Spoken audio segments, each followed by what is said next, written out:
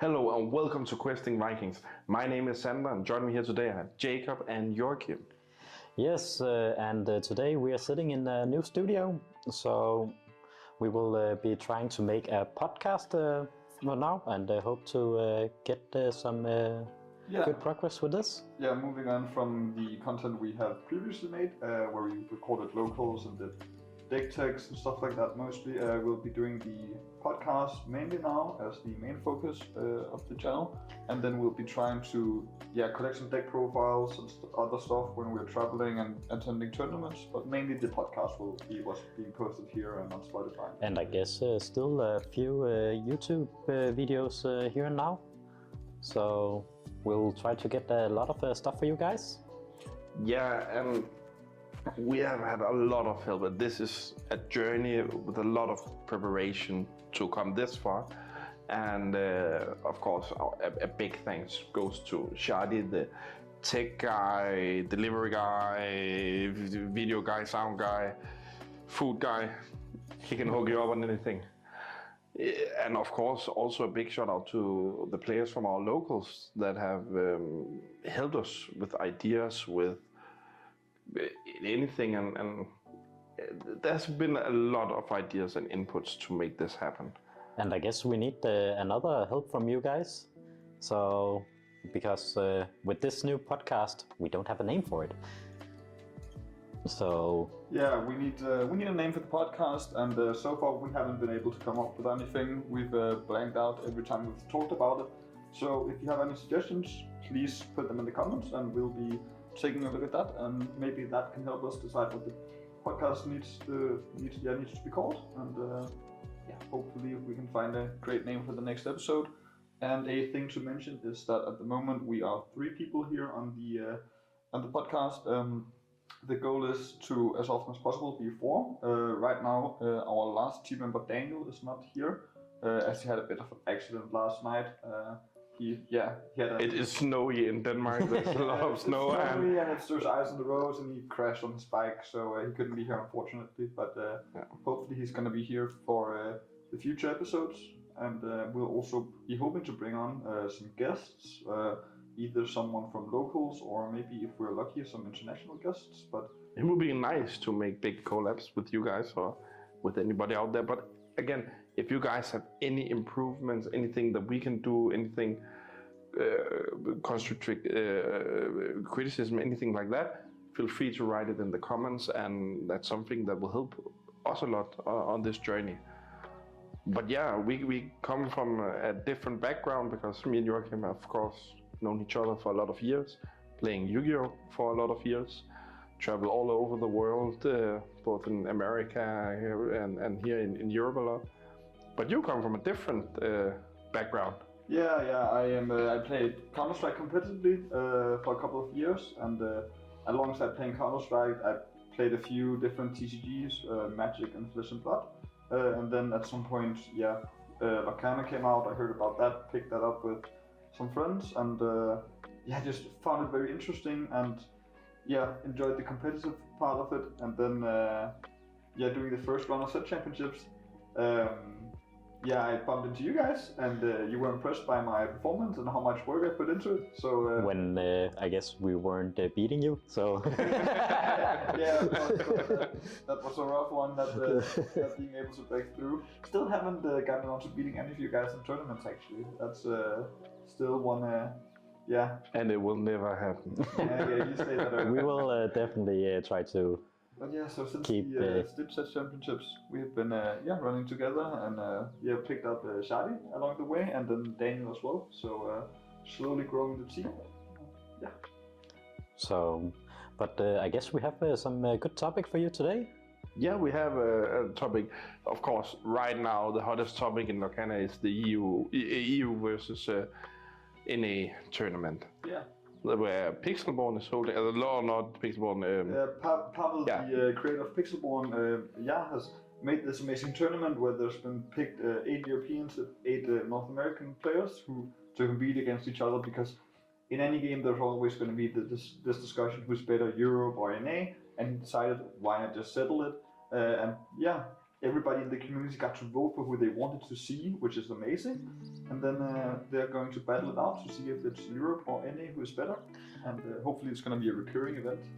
It's a nice way to have a tournament, and I guess for you preparing for the last qualifier, Yeah, most definitely. it's a nice input. Yeah, most definitely. Seeing some of the lists here before we are going to Paris for the last chance qualifier, it's nice to see what some of the good players who already qualified are cooking up of decks. So yeah, gonna be a lot of fun to see how that develops over the next couple of days. But speaking of the deck list, should we take a look on them? Yeah, let's do that. Yeah, oh, that's the test. That's a wrong. There we have it. Yeah. Yeah, so San Seed opening up with Emerald Steel once again, and yeah, we've seen him dominate with this deck, winning a Lorcana challenge over North America. Not many changes since then. Actually, only one new set 6 card in Pluto, and that's quite curious because important notice is that they needed to submit the deck list one day after the release, so they didn't have enough time to prepare for this tournament, of course. But it's an open deck list tournament, so they can see what each other are playing. I think that's maybe why we don't see that many set 6 cards in some of the decks. And I guess also with the bigger tournament coming up, national tournament, or sorry, a European and North American tournament, they don't want to show all of their new tricks and keep the cards a bit closer. Yeah, definitely. Probably holding back a little bit. Don't want to show all your tricks and fancy stuff. But yeah, the list, he's not changed a lot. We see the True Captain Hook, which is new additions to his deck, focus a bit more on the early game and not having as many big shift targets later on. An interesting way to go, of course. But I really enjoy this Pluto, and the Duck just gives you more options whenever you're playing. Pluto can be really nice against these mid-range deck to put down on turn 4 when you're singing with your Ursula to keep it protected if you can't clear the whole board. So definitely a very nice way to go. Yeah, I think it's a very compact list. We see a card like Hypnotize. People are playing 2, 3, 4. We can see San here really wanted to get the best value out of the discard cards also. I really like that also. Going back to the Hypnotize, it is a card that we have been discussing quite a lot for some time, because it is of course a strong one, but since it's not a song, it can feel odd at time. Yeah, it's definitely a very, it's a swing card. It can be very strong, of course. If you have Prince John down, you get to draw to discard 1, but you can also get stuck with it in hand, being that it's quite expensive for free. Of course, it's thinkable. And then one of the advantages of it is, of course, you're always guaranteed to draw a card. So even though you top deck it late game, you can always get this card draw with the Hypnotize. And here we see another Emerald Steel take, where we have a bit more of the top end with the Tinkerbell. And I really like the fact that we're seeing just a bit more of the set 6, not too much, but this goes Margot, of course, to maybe catch some opponents off. I think a thing that's worth mentioning is Prince John going down. I don't think it's a card that you should cut down in. I really enjoyed it. I really think it's a 4-off and that you cannot touch. But again. But if you are going with a bit more the shift characters with Diablo and Beast, then do we really need as many draws with Prince John? So we do see a few decks that are a bit more aggro oriented. So Prince John's stats 1-2 is often not really a good 3-drop character. I agree. Yeah. On to the next list, we see a bit of a weird deck for people. It's probably the most spicy list in this tournament, I think. Maybe, yeah. At least competing for one of the I think so, spiciest. And yeah, nice to see a lot of sets, quite a few set 6 cards here with Lilo, Dale, Genie, the new Hades, Diablo, Diablo, Dale. Yeah, and it's just Earlmaster. He enjoyed this deck at the end of set 5 as well. The Mufasa and Amethyst mid-range deck, and he's of course known for cooking up these crazy lists. So it's good to see him. Isn't the first time we actually see a real Amethyst and Amber, not just the quick game? We actually saw it in one of the. Was it the first? Yeah, the first ever challenge in North America. It was Amber Amethyst that ended up taking the win. Which, with this slightly different take, we saw the Fairy Godmother and stuff like that. It was a very, very nice list and very thought out as well. It was very nicely designed to counter the meta and to do a lot of stuff that other decks had a hard time dealing with. So definitely a color combination that can do a lot of things, but you rarely see anything else but just hybrid yourself. And I like that you don't play that many Lilo. I think it's a nice touch to just have one, because unless you make your deck for it, I don't really think it's the best card. It's usually a card we have seen together with the Simba, where you would be able to ready all of your Lilos since it comes in exerted, and it does have quite low stats, but in this list he opted to only play it together with the Mim bounce. Yeah, I think an interesting point just to say is that Dale, we can see Olmeister has opted not to put in any chips, so Dale is always gonna enter exerted, but you can do this just because of the sheer amount of stats that he has. The 3-4 stat line we've seen already on Moana in the end of set 5 being quite strong actually. So it's a character, it's a card that you can play exerted, and it's going to be hard for your opponent to remove, no matter if you're on the play or on the draw. So yeah, very strong card without the chip as well. Next one is Emerald Amber, and this one, maybe you should say it.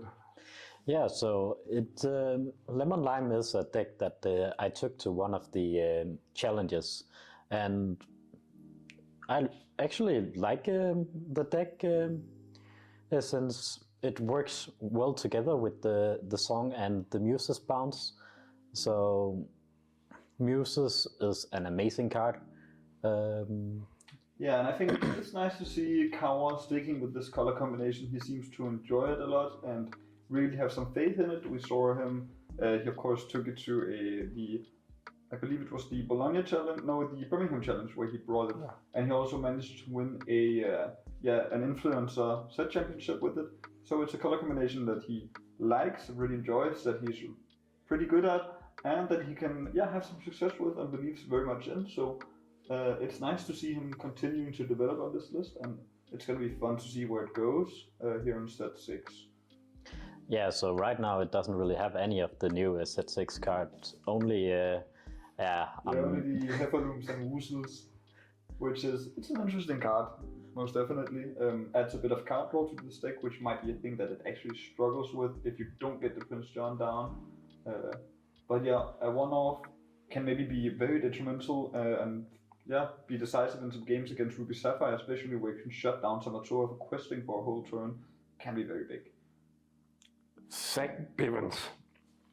This is a list I really like. And again, maybe we should talk a little bit about, just to inform you guys, we had a talk before this podcast, of course. We just sat and eat some lunch. And we all did pick a deck that we think will win the tournament. For me, this was the deck. I really believe in Zach. I think it's a clean deck.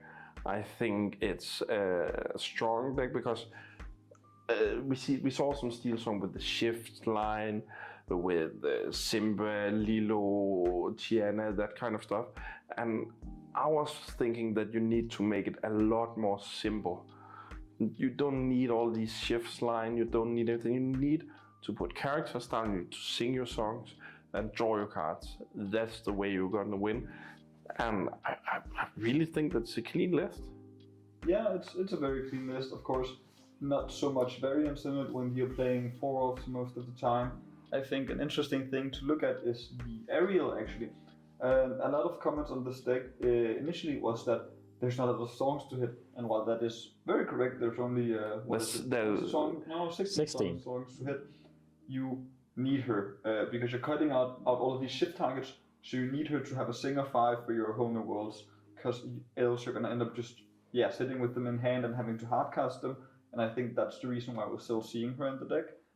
But I definitely like this way that it's becoming more aggressive, more low to the ground, which we have seen, of course, Amber Steel becoming over the last couple of sets.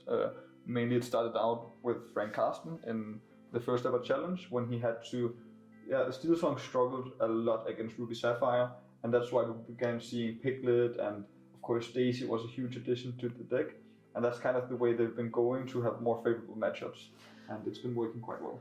What are your guys' take on playing Gaston over the new Gazelle, which is also a singer 5, costs 3, but only have the 2-3 stats? Yeah, I think the 3-3 stats is such an important one. Against Ruby decks in general, I would prefer to play the Gaston over the aerial, even though I could get a song of plus that way, but you know the Gaston is gonna stick. But Ariel just screams, let me be hit with a brawl. Yeah, brawl, and also just later in the game, of course, the Sisu is, if you need to quest for that one extra, opening them up to playing a Sisu, removing your Gaston, your Ariel, along with a lot of other characters, your Gaston can stick on the board, which can be very, very important for you later on in the game. So. And again, one of the news said 6 cards is Pluto. Again, it's an uncommon card, but it has been in a lot of deck lists so far. Every single steel list so far, and I'm pretty sure it's not the last time we will see that card. Yeah, of course, being able just always as a bodyguard, being able to trade evenly with something like Maui is huge, and he's of course able to do this as long as he doesn't have any damage on it, and most red lists, we see most Ruby lists, doesn't have any way to deal direct damage with, which means you either need to have something that can swing into the Pluto first and then have the Maui hit it, or you just lose your Maui. Neither of those options are really good for you, so it's a very strong card. It's a strong card that you can attack with and actually heal it with Rapunzel after that, make it back up to the 5/5 stats. Yeah.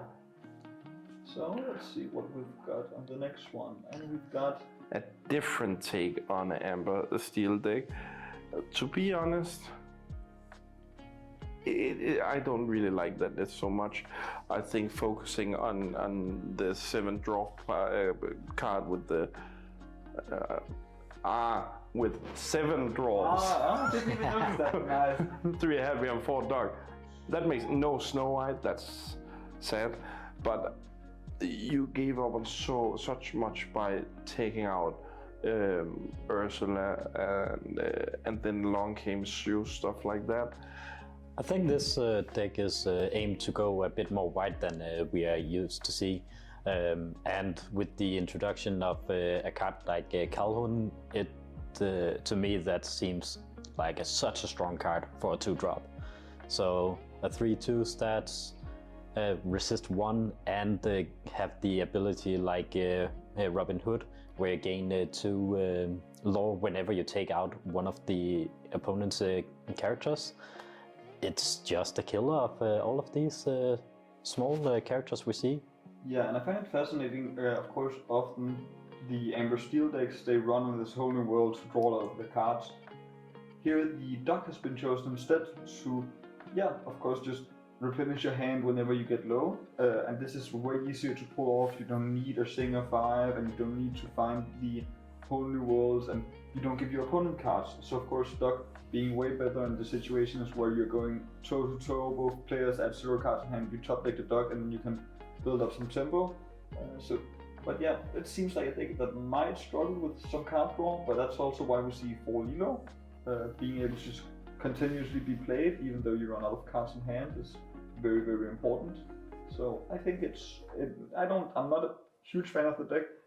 but I think it's a testing point for DiCandio, and he might figure out some very interesting text with this that he can use in ambush steel, or maybe build a more mid-range deck.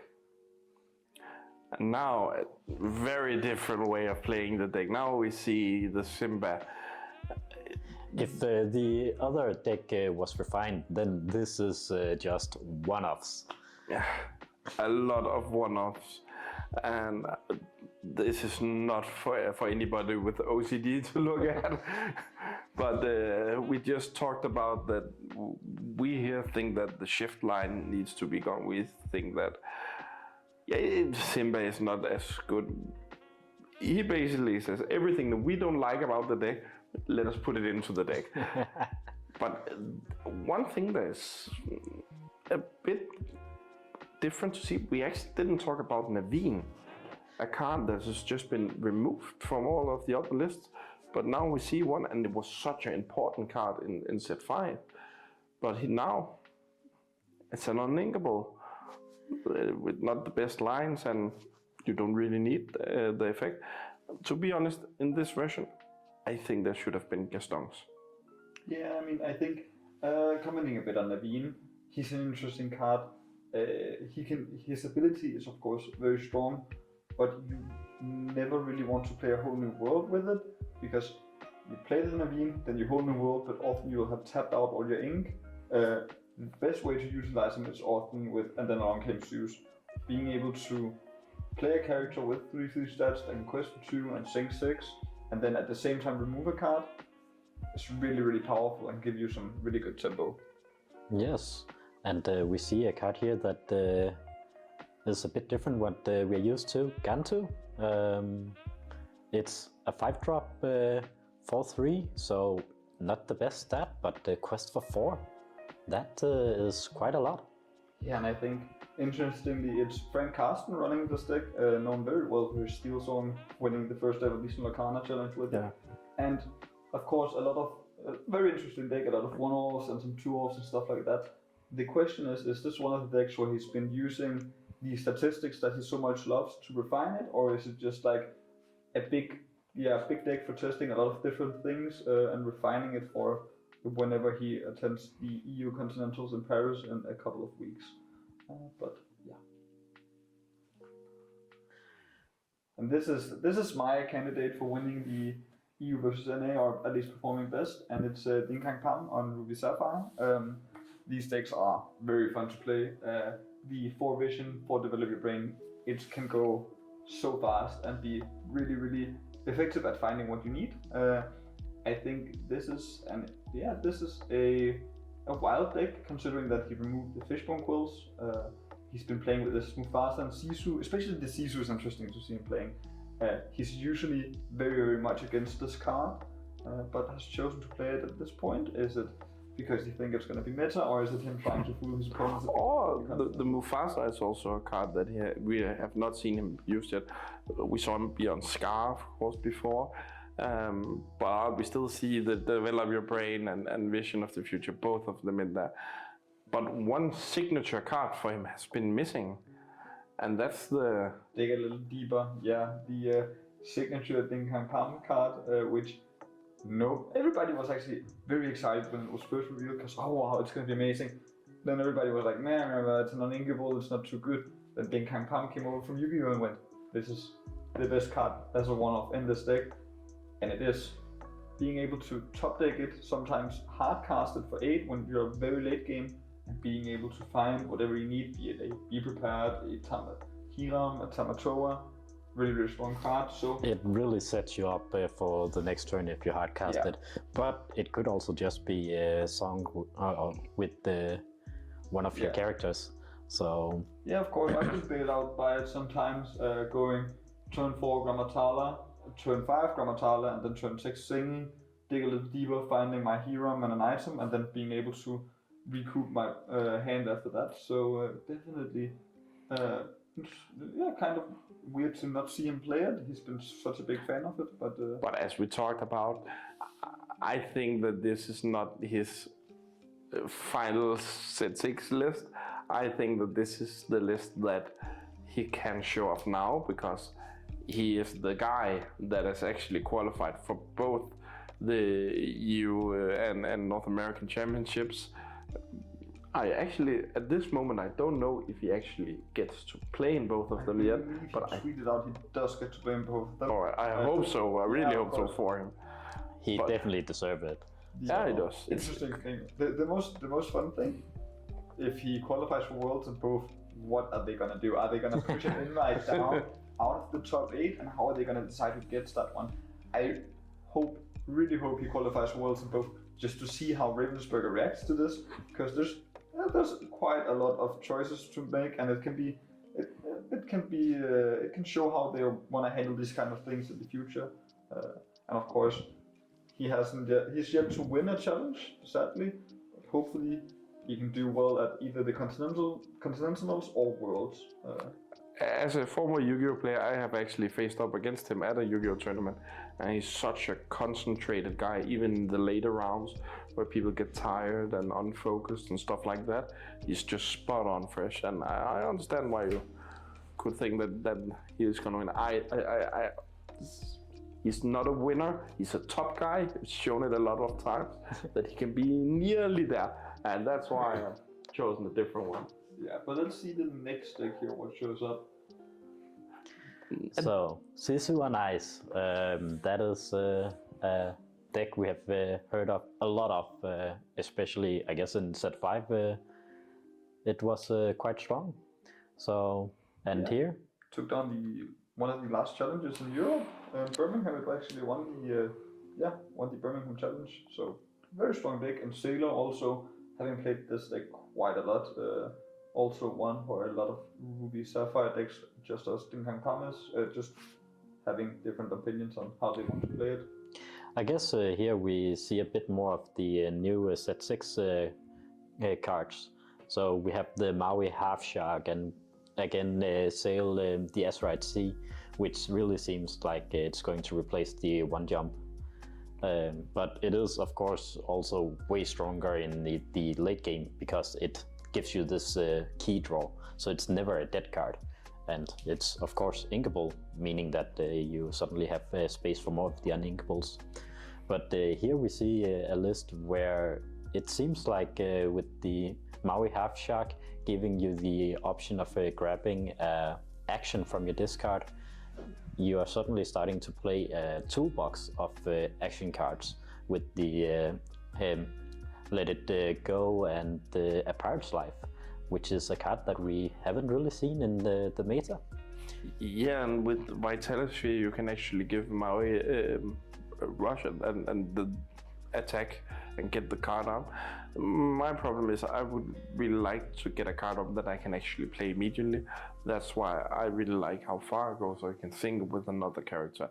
But something that a lot of people have forgot, I think, is that it's action cards you take up. So you can take Vision, stack your deck up a lot more, and even maybe attack next turn and set it up even more.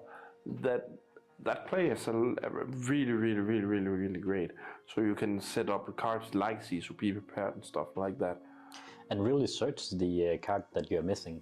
Yeah, and now talking about being able to pick up Vision in the future to look through the deck, I think a fun addition to this deck would be the Dig a Little Deeper we just talked about.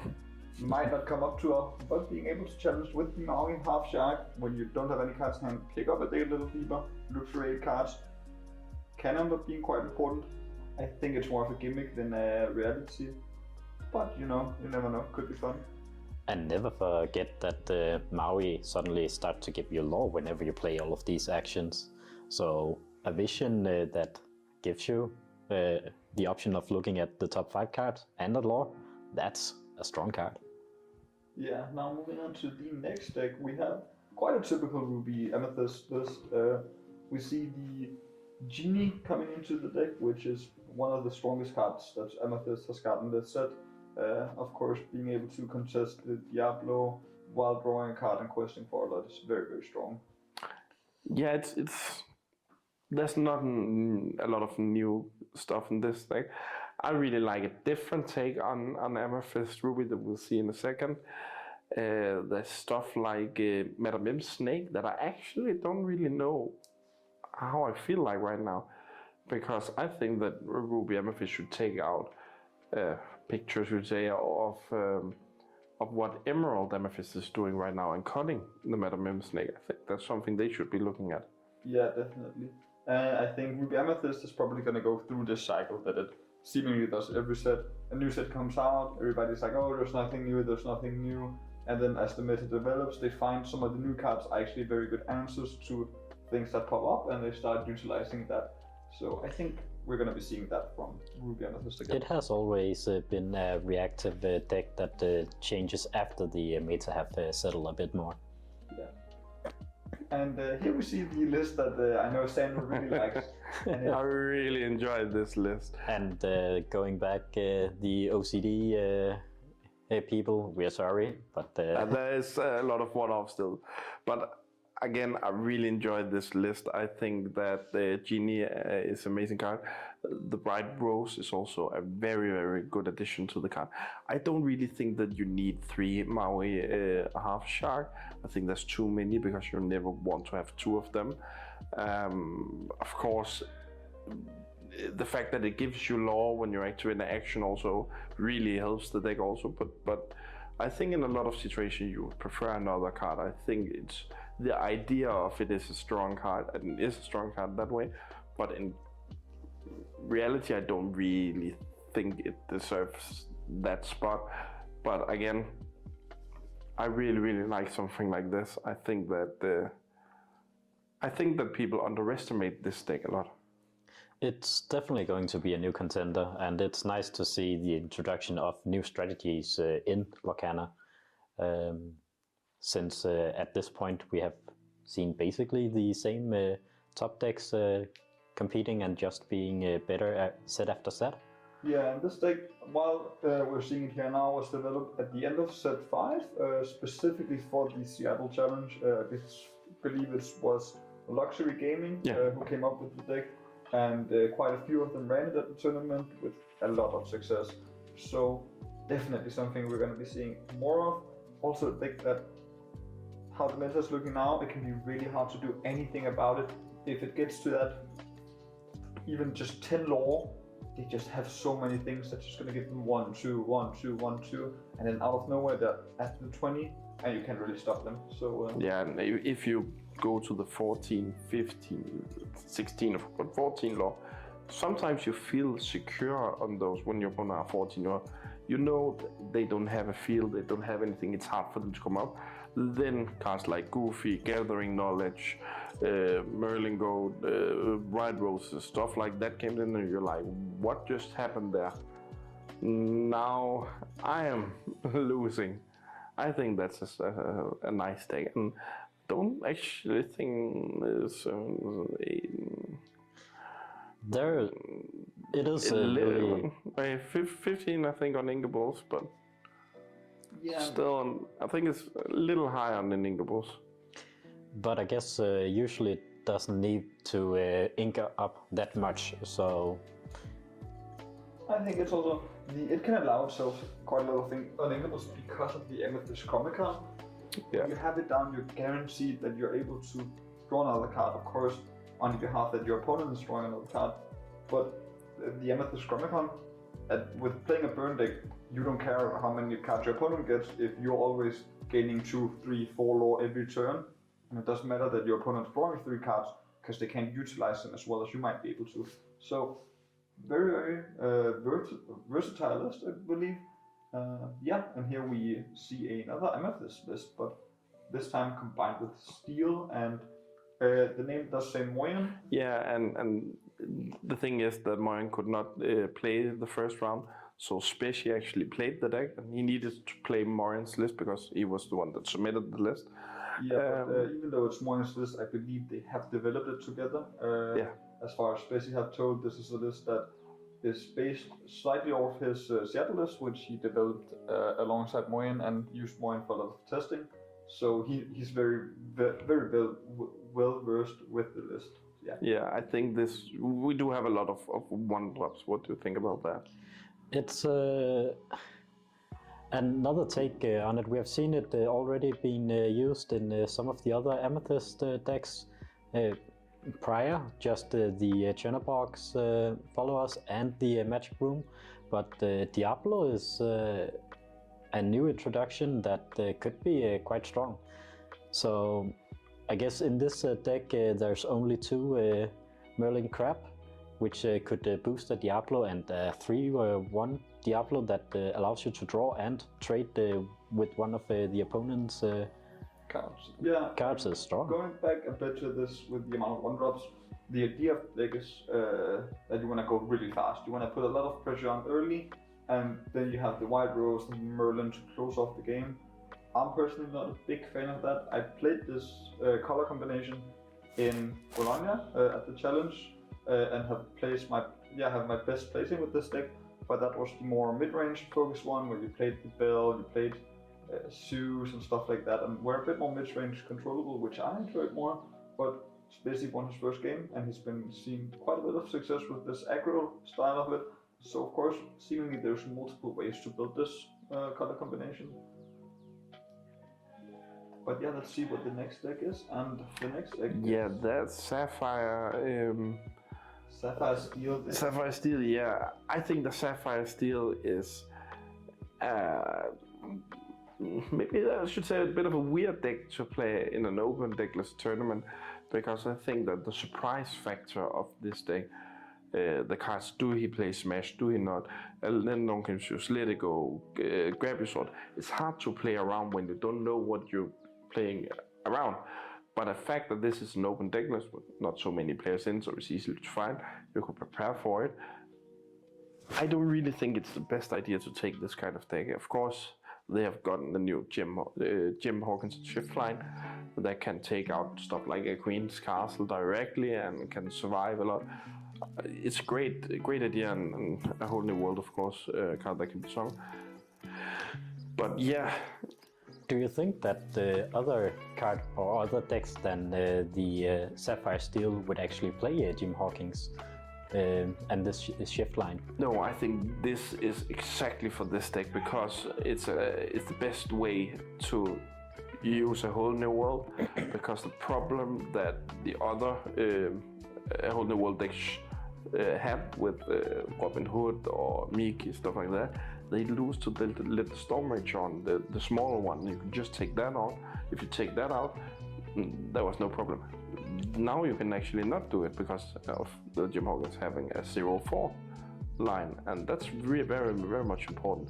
That also opens you up to a turn 1 Popsicle just to set up so we have it down later for Harem. So I think it's a great idea for the deck. Don't necessarily think it's the right idea, but as I think Sapphire Steel, I should say, it's kind of a deck where the surprise factor is important. I think another very important thing about Sapphire Steel is the player piloting the deck. It seems to be a deck where there's quite a few lists floating around, but mainly the important part with the success of it is how good is the player playing the deck. We saw it top a challenge not long ago with the Merlin's Cottage. Very, very fun.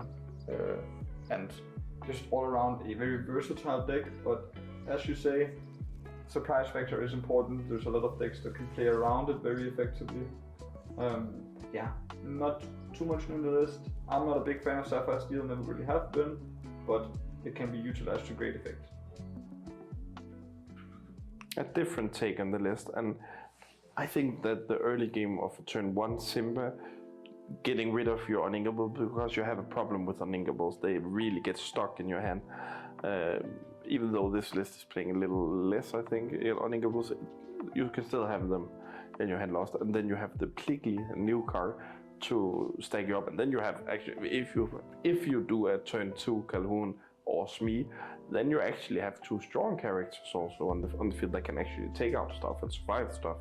I think that Plickly and Simba is a great line.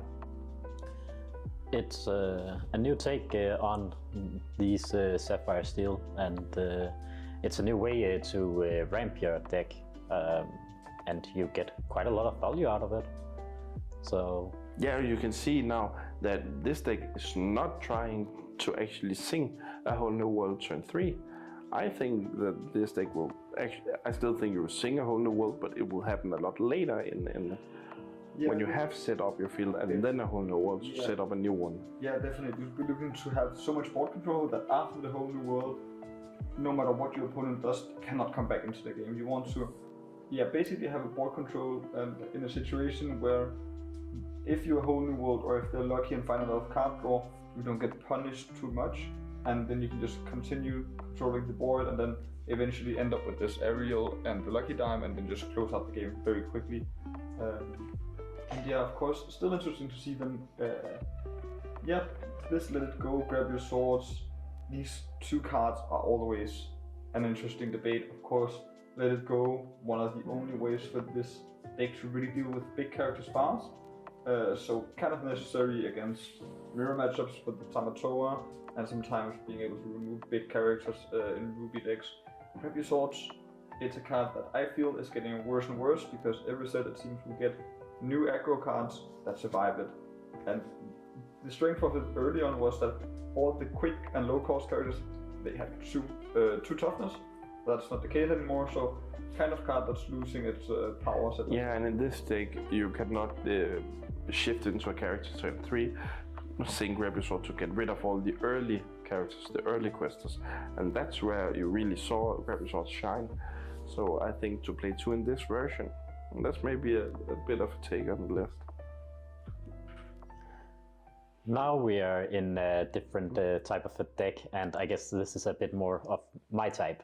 So I really like the color combination of Amethyst and Emerald, and this one list I've tried it out and I feel like it's amazing to play. So we see a deck here that goes wide and tries to quest for a lot, and then like the burn decks, it has so many ways for you to gain the remaining laws out of nowhere.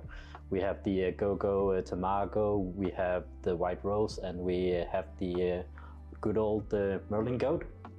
And you actually, this was the pick that you thought will win this term. If I should give a guess, then I feel like this is definitely a strong contender. I'm not sure if it's the best deck for the big tournaments, but I definitely think this is difficult to beat. Yeah, I think early on here it can catch some people off guard.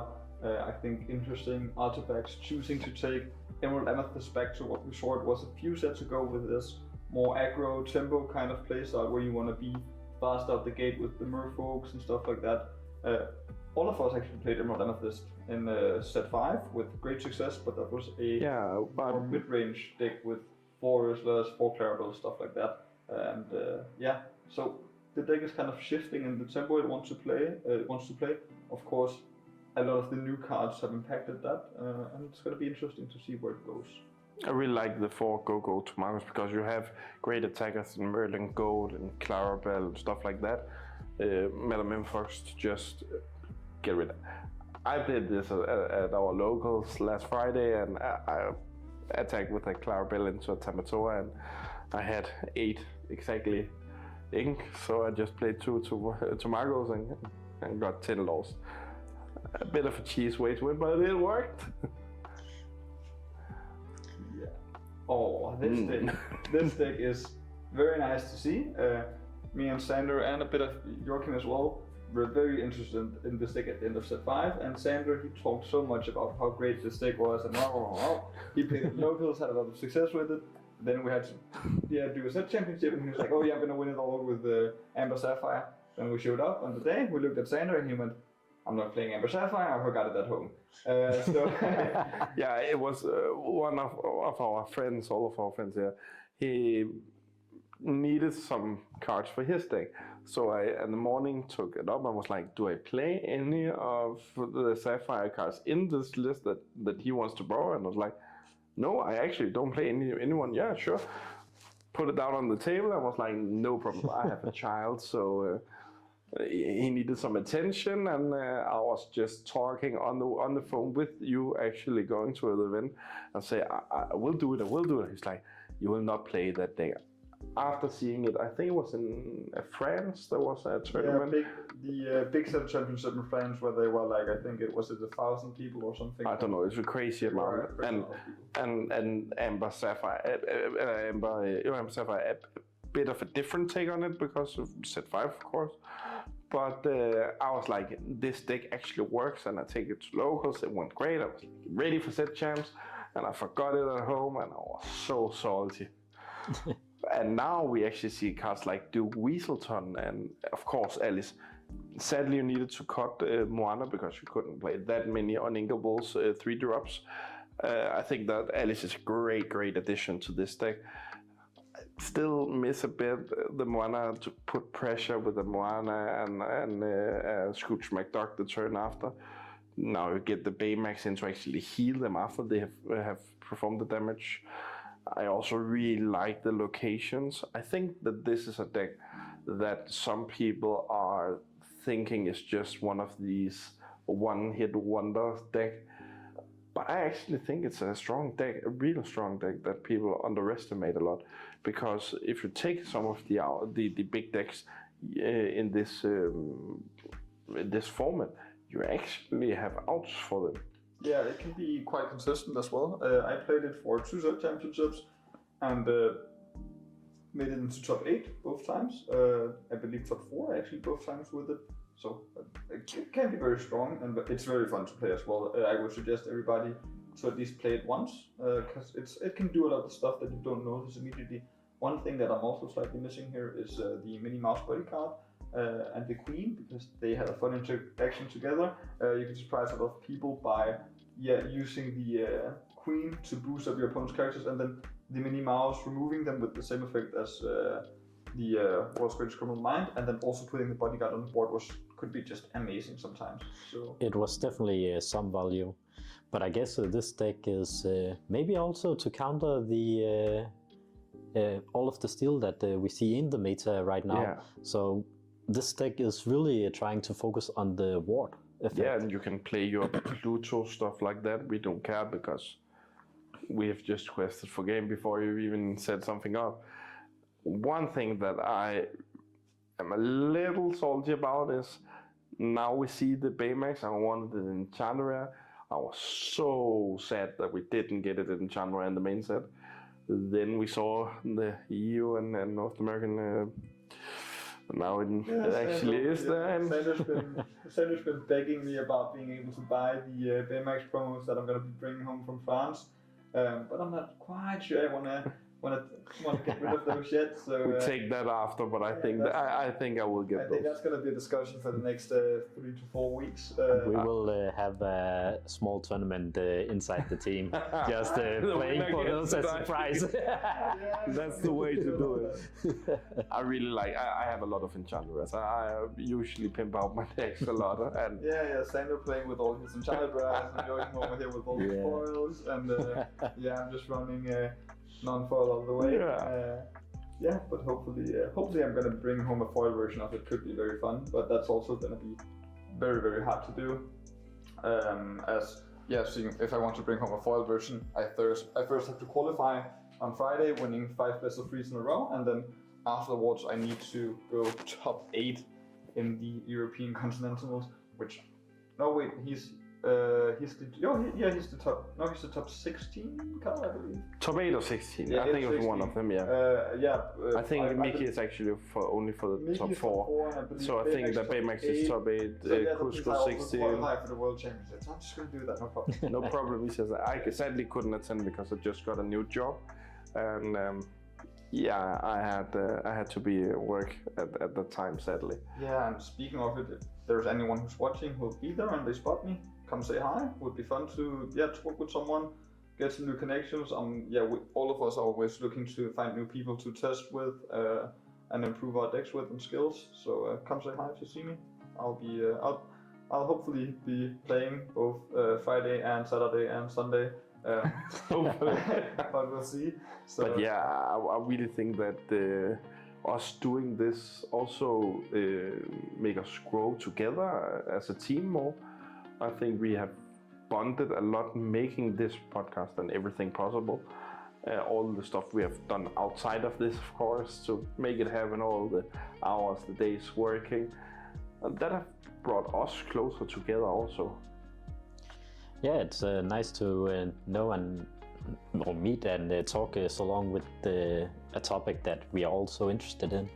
So yeah, it's nice to be able to just sit and discuss something that we find interesting and we spend so much time on. So yeah, it's been quite a nice day, just figuring out the setup and everything like that. And I believe that we'll continue doing this, and I think we can have a bit of success with it.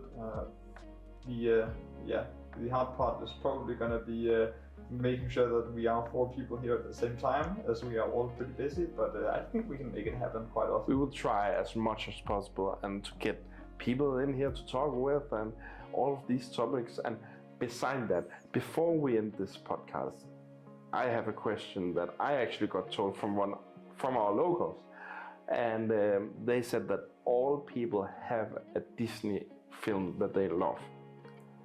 For me, I have one also, of course, and that's I actually don't know what's it called in English. Treasure Planet, I think. Treasure Planet, I got told right there. That Charlie behind the camera just shouted, but Treasure Planet. Sadly, it should have gotten part 2, but no. But yeah. I think if I'm looking a bit more nostalgia, then I would go for Lilo and Stitch, because Stitch, come on. And you say, if I want to, you'll even play with Stitch dices. I do play with Stitch dices, and it was a nice present that I got. Yeah, I remember growing up watching a lot of Cars, and definitely that is still one of my favorite movies. I really enjoyed watching it, but also one of the movies I've enjoyed watching after growing up is Pirates of the Caribbean. Of course, there's probably going to be quite a bit of time before we begin to cards from that film here, but I can hope I enjoy it. I adore that movie a lot. I spent a lot of time watching it with some good friends. So, but yeah, also just remember Cars was the movie to watch when growing up. Watched it, yeah. I really want to see. I want to quest with Dog. I want to take it out with Jack Sparrow drinking rum. I want to boost it with rum to get the plus store. Yeah. But again, if you guys have anything that could help us improve, any suggestions, any feedback, feel free to write it in the comments. We will take a look at it, all of us. We will look through the comments. But yeah, that's everything for today, and we're just excited, ready for the next time to film. Yeah, excited to get started, and happy to be done with the first episode. It has been a pleasure talking with you guys, and for you to listen. We hope to hear more. Yeah, and this is Questing Viking signing out.